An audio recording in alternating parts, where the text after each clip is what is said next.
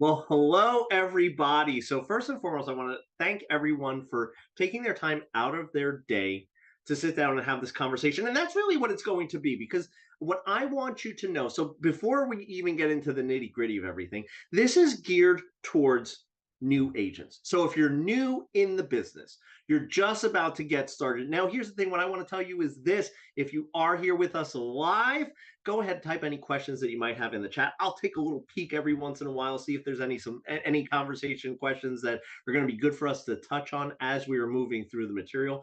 But really, who I'm speaking to right now is anyone that is live, that is, well, live, of course, with me, but anyone that is new to the business. So we're going to be talking about some rudimentary things. And what I'm going to do is this: I'm going to talk about this in two different aspects.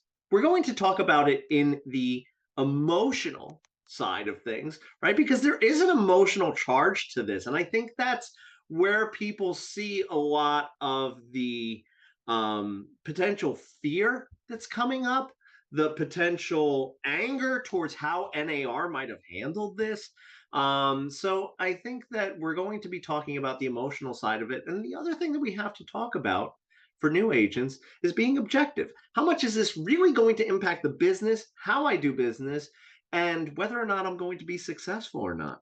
So, what I'm going to start with first and foremost is the emotional side of this. And I think that's something that we've all seen on social media. So, what I want you to do right now is this: I want you to type in the chat, is there anything that you've seen on social media that has been emotionally charged? And I'll start with a couple things that I notice in talking about the settlements and in talking in different groups and even live, not even on social media. A lot of the things that I've heard is that NAR failed us. NAR really dropped the ball here. So who here has heard that? Type it in the chat. Let me know if that's something that you've heard, if that's some sentiments that you've heard from agents that are in the business, brokers that you might be interviewing with. And I want to talk to that first. Okay. Robin said, yeah, I've heard exactly that, that it's a situation where NAR failed us. And let me just say this: NAR was put in a really, really, really precarious situation. Okay. They were put in a situation where they're being attacked. Basically, and this is the emotional side of it, is a lot of real estate agents take this very personally. Okay. This is something that they put a lot of emotion, a lot of heart into this. And the NAR was sued, a lot of the large brokerages were sued. But what happened was these agents felt personally attacked. I mean, imagine you work in a business where you put your heart and soul into it. You're helping a lot of these families get into homes, and you're putting again your heart and soul into this. It's a situation where when the integrity of your business is being questioned as to how you do business, and basically you hear people, if you've seen transcripts go up about the trial, they refer to NAR as the cartel. I mean, there are a lot of agents there are a lot of agents who felt a certain way about that, and I'll tell you this: I did too. It was really emotionally charged because, again, NAR, they were the last ones to hold out and potentially go to appeal. So what happened was, when NAR said publicly after they lost that they're going to appeal and they're going to fight to the death, what happened was they were our bastion. A lot of us kind of said, yeah, stick it to them, let's go out there and let's get a W for the real estate industry. Um, and when they settled or had this proposed settlement, because here's the thing too, just let me just say this, because you might have heard several different things, and we're still talking about the emotional side. NAR has a proposed settlement out there. So it's likely to go the way that it's going to go. A lot of these rules, a lot of these things that we're going to see proposed are going to be, in some manner, shape, or form, what is going to be our new world post July, okay? Or let's just say, Q3, Q4, right? So YouTube what or happens is this. apology videos NAR that was are always one of the last ones, the last major one to hold out and to say, okay, we're going to fight for you to the death. And then they put out this proposed settlement. So you have to understand how agents in the industry feel. Um, they feel really, really, really um, like they lost. They got deflated. Someone said to appeal, NAR would have had to have posted bonds for $5 billion, which would have bankrupted them. So that's going to be something I talk about in the objective side. Okay, when we're trying to be not emotionally charged, I think that that is going to be the logical appeal. And here's the thing, I'll touch on that in a little bit, but I really still want to stay on that emotional track because I think that, as I've said, you really have to split it into those two things. So a lot of things that you're hearing right now is that people want to leave NAR because they kind of just rolled over and kind of sold us out. That's something that is the narrative. And I will say this, I get that feeling. I don't think that that's something that's lost on me. I've been a realtor, I've been a broker, and I've been a coach, a mentor, and a trainer for 20 years. Okay, um, I feel that. I definitely get that, and I also will tell you this. There are some people that you want to be listening to right now that are talking about the settlement. Two people in particular that really have tackled it: James Dwiggins and Keith Robinson. Those are two people that, if you haven't watched Real Estate Insiders Unfiltered podcast, I really do suggest you check that out because they've been really tracking these settlements a lot. And I think that they tackle that balance of emotion versus being objective. They just had one yesterday where the president of NAR was speaking. So, who has watched some of these videos where you've seen the president of NAR speaking in a more buttoned up way? And also, too, he's been doing basically like a podcast tour. So, if you've watched some of them, type in the chat what you think about your opinion of the NAR president, Kevin Sears, because I will tell you this, I truly believe, and this is just me licking my fingers, sticking it up in the air, and kind of telling you what I think. I think he's doing as good a job as possible with coming in the fall and then basically being thrown into this. And he's getting in front of it as much as possible, being on various podcasts. So if you type in Kevin Sears, spelt just like the department store, you will be able to find probably some really good podcast shorts and things that he's trying to do to communicate. So on an emotional standpoint, I think that he does get the situation that we were faced with. Now, let's talk about the objective. Let's talk about, looking at this pragmatically. Okay. Um, so Ryan said, I listened to the Unfiltered podcast today with Kevin Sears. So what did you think of that one? I thought, again, and I'll speak to you, Ryan, specifically because you just mentioned it in the chat. Do you feel that my take is right on that? That I have a really good kind of barometer as to how that conversation went. I think that Kevin really did have a good conversation with Uncle Keith and James Dwiggins. So, and I have to prop them up. They're probably two of my favorite individuals in the industry. So I have a lot of love for them because I think they really tell it like it is. So again, that's my opinion. But like I said, Ryan, why don't you tell me what you thought your opinion was on that and how they handled it? Because I think Kevin is doing a great job balancing that emotional and objective side. So let's talk a little bit about the objective side because I do want to shift because I think that when we're talking about the emotional side, if we could separate it, and I think that's why it's important, especially for new agents, because again, you're hearing a lot of this stuff, but what you're trying to do is decide, hey, is this a good time to get into the business? Is this, is my, goals going to have to drastically change? So the short answer that I have for you is this. I think new agents coming into the industry are uniquely equipped to handle this change much better because guess what? For you, it's not a change. You're just going to learn the new way of doing business and it's going to be amazing. So now there might be 2 or 3 months where they're in a little bit of turmoil and you might be listening at office meetings or in different social media groups. You might be hearing a lot of noise that is coming from that emotional primal side of things, of like that NAR failed us. But let me talk a little objectively and pragmatically. Okay. NAR was faced with the situation, and Nikki said it the best.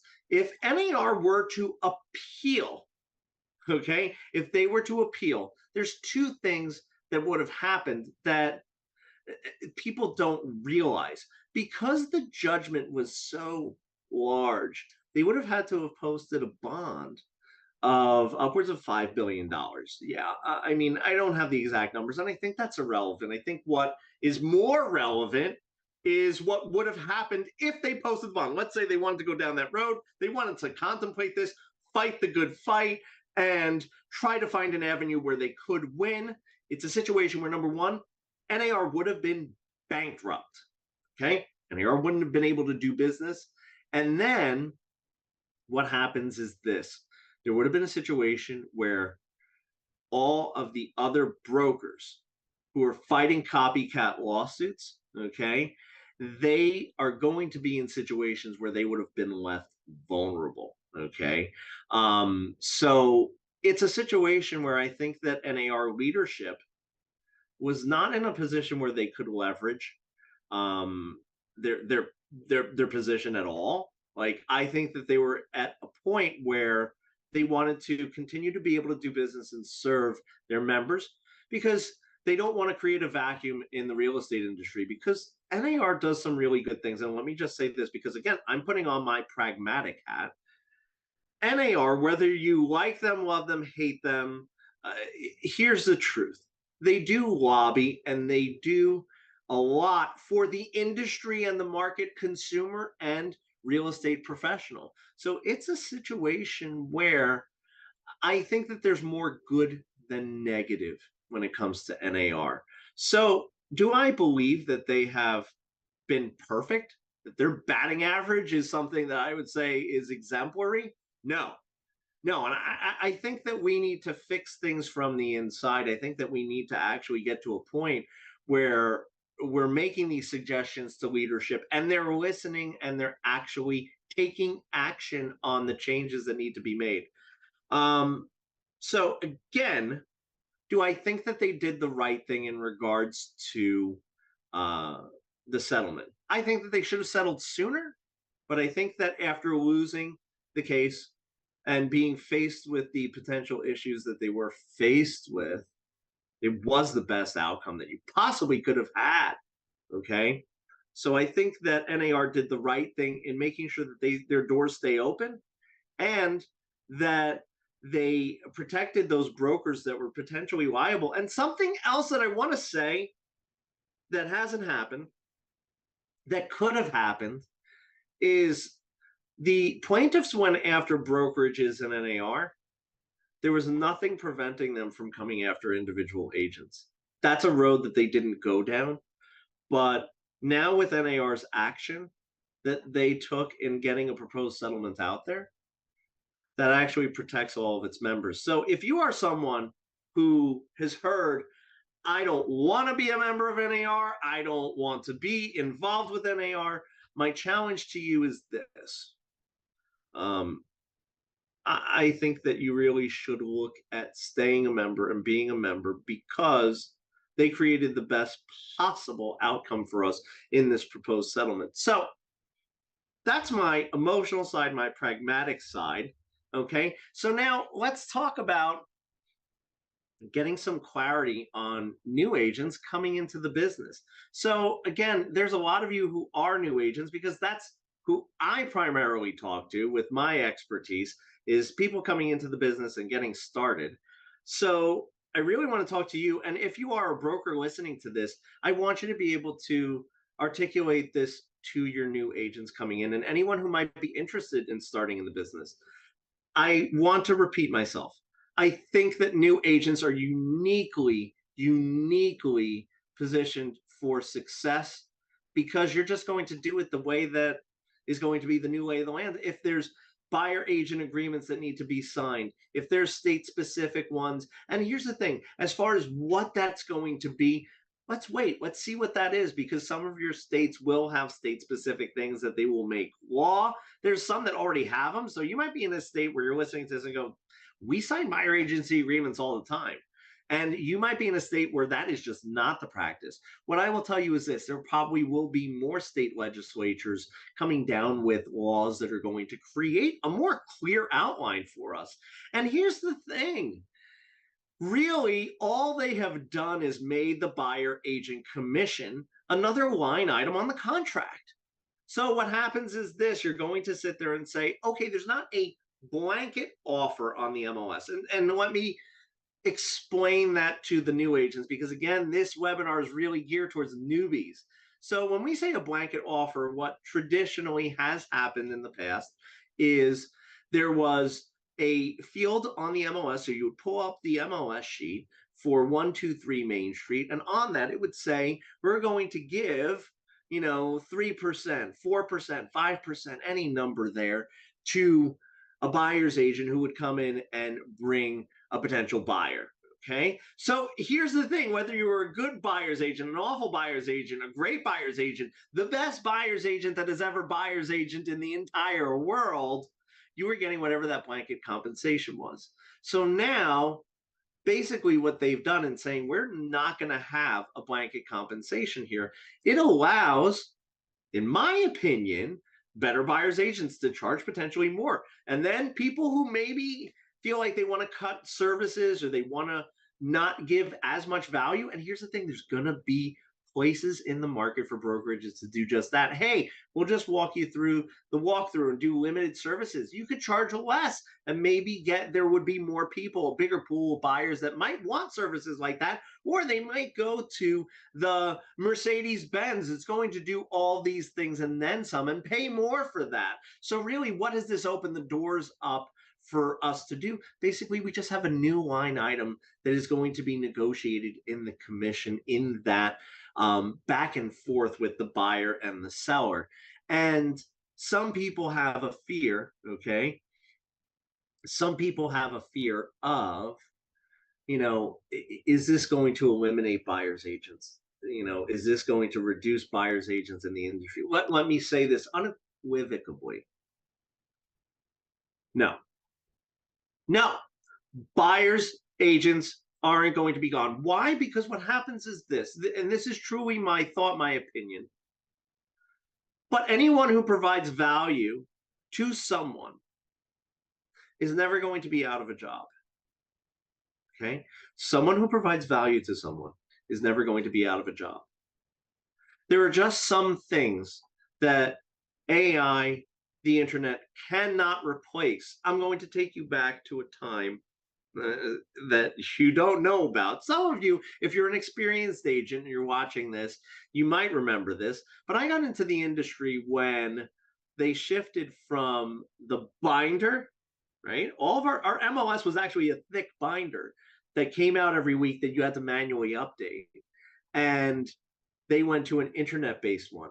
And here was what people were saying. I'll never forget this. They were saying, the internet is going to ruin us. No one's going to come into the offices anymore. We're going to be at a point where real estate agents are going to be relegated to basically glorified door openers, and it's going to be awful. We are not going to be worth anything. And it's a situation where the real estate agent doesn't have the power now to basically be the gatekeeper. Okay. So it's a situation where that was a change in the real estate industry. And I'm going to tell you what happened. You probably know because you're sitting here right now. The internet made real estate agents a lot more money, I would argue, a lot more. Okay. So it was a situation where it created new business models. And I think that doing this is going to create the same thing. You're going to have to change what you're doing, but you're not going to have nothing to do. You're going to have something that is different. Okay.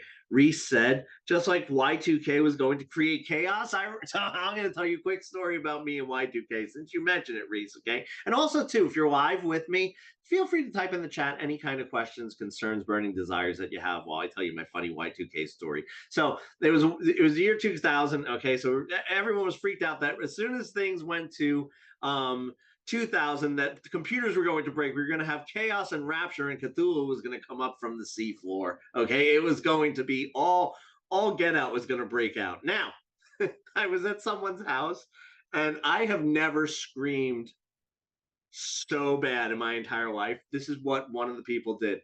The it was going down, was doing the countdown, and someone went over to the power box and they flipped the switch for the whole house. So as soon as it went to zero, we all screamed because we thought that's it. This is rapture. Cthulhu's coming. The aliens are coming. We're done. This is it. It's starting now. So that's my funny Y2K story. So yeah, I mean, if you look at that as an example of when the fear of the unknown plays to our emotional side. And that's why I did break this down into the emotional and the pragmatic. And I think a lot of the conversations that I have been having, I really try to do that because I think that so listen to me, and I just kind of want to reiterate this, right?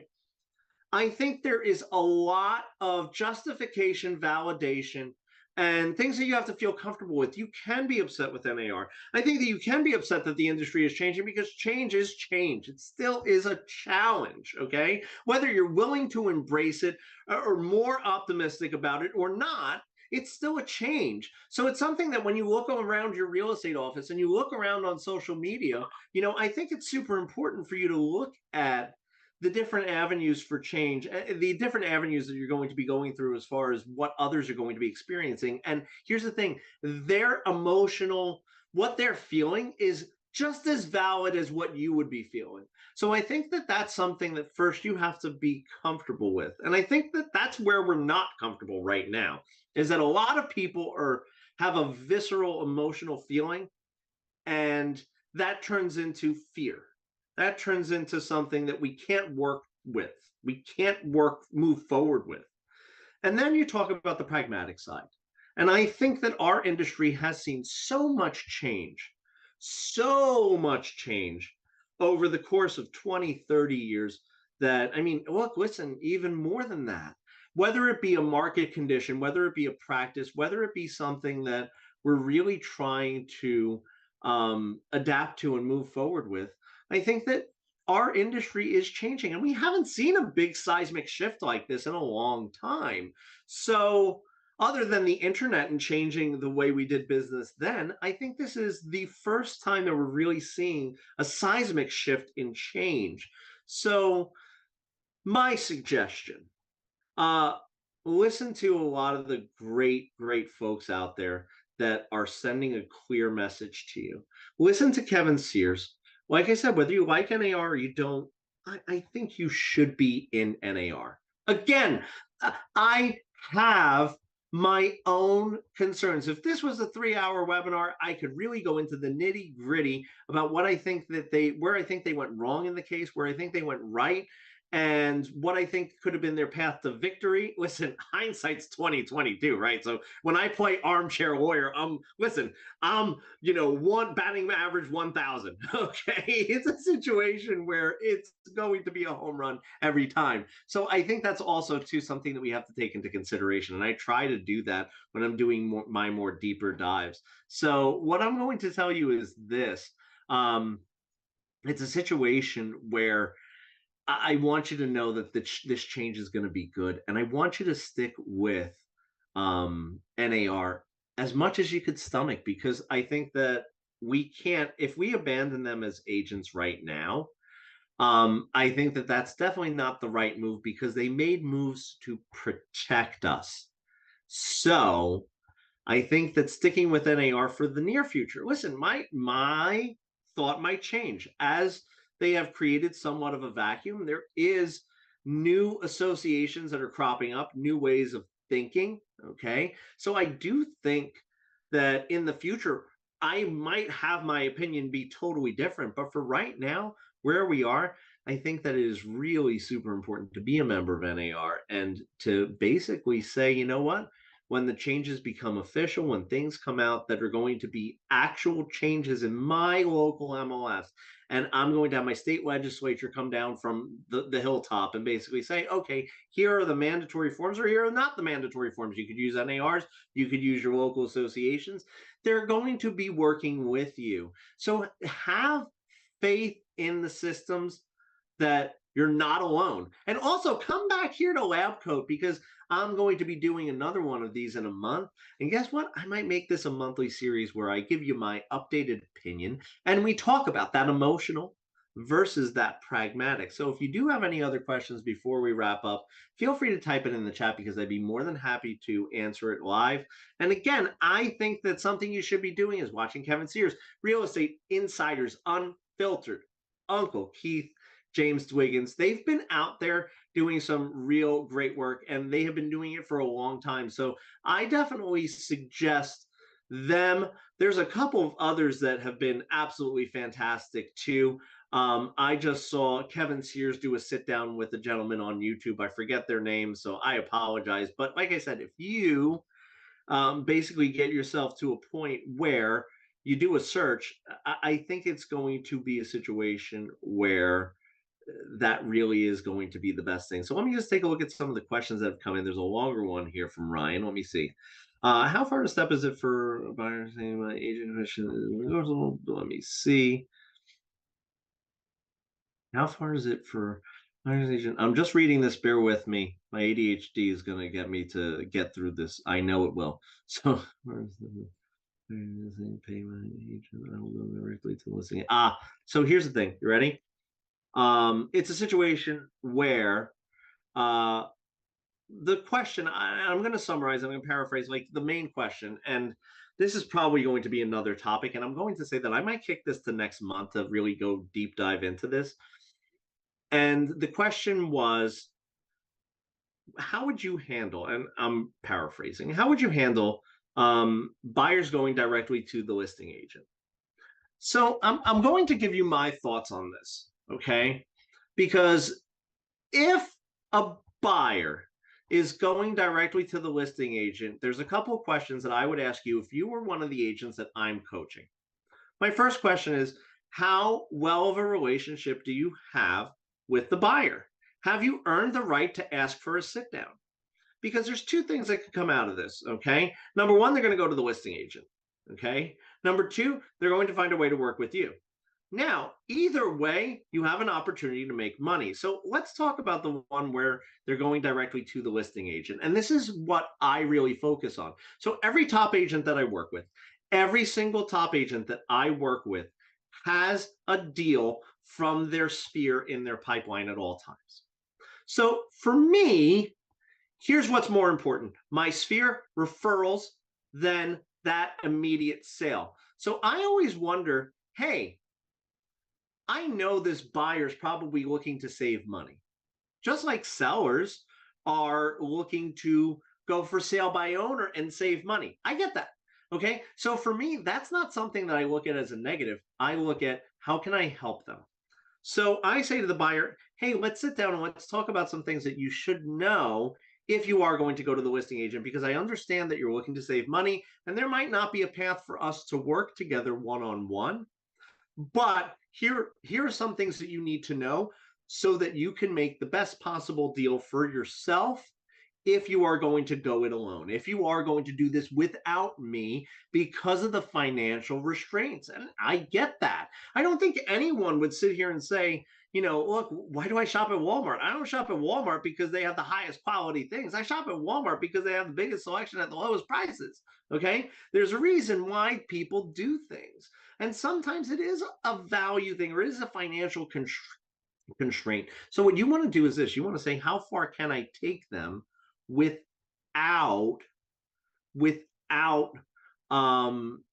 being directly involved, right? How can I help them and how can I build a relationship with them where I follow up with them and I create a really good experience so that I can guarantee myself every one of their referrals? So that's what I'm doing with a buyer who's looking to go ahead and potentially go directly to the listing agent. I'm sitting down having a conversation with them and seeing how I can help them, how I can work with them so that I potentially get that referral income in. Because again, that one sale is not the most important thing. It's the people that they have on their friends list, Facebook, that they're saying, oh, you got to go to Stu because guess what? Even when I didn't work directly with him, he helped me answer some questions that I had, and he was an absolute gem. You got to work with him. So, guess what? Someone who is more financially stable that might be able to pay the buyer's agent commission then, or might be selling their home. Okay, there's someone who can work with you. So I'll take one more question, and then what I'm going to do is wrap it up because otherwise, again, I could probably sit here for forever because I could fill space with words. So as new agents dealing with the buyer, what do we do? How do we handle the commission? Is that something that we negotiate with the listing agent or buyer? You should be doing it directly with the buyer. So I'll keep this really short and simple. As a new agent, what I say, and this is the simplest concept, you're going to be listing buyers, right? Because here's the thing, how you work with sellers is super, super simple, straightforward, right? You go, you do a listing presentation, you give your value proposition, right? And then you say to them, here's all the things that I could do for you for this price. Boom. It's no different with the buyer now. So now you're going to be saying, here's what I could do for you for this price. And because we're negotiating this as a line item, I could potentially offset that with you by asking the seller to do this. Okay. Asking the seller to roll this into the purchase price, which is basically what they have been doing for many, many years. So that's why I'm saying to you, there is a lot of things that will actually really not change. So with that being said, I think that you asked me some great questions in there, and I wish that I could get to all of them. But what I will tell you is this: check out Lab Code Agents because there's a lot more webinars coming up. I'm sure there's going to be a lot more topics on this that will be talking about it in more depth, as well as talking about it with different sides, different angles from people who have different experiences. But I'm definitely going to be back here in a month. I know that I think Tristan's going to join me on that one. So that's going to be awesome, amazing, fantastic. So, what I want to tell you is this, everyone, thank you so much for coming in. Keep an eye out for more webinars, and I'll see you guys real soon.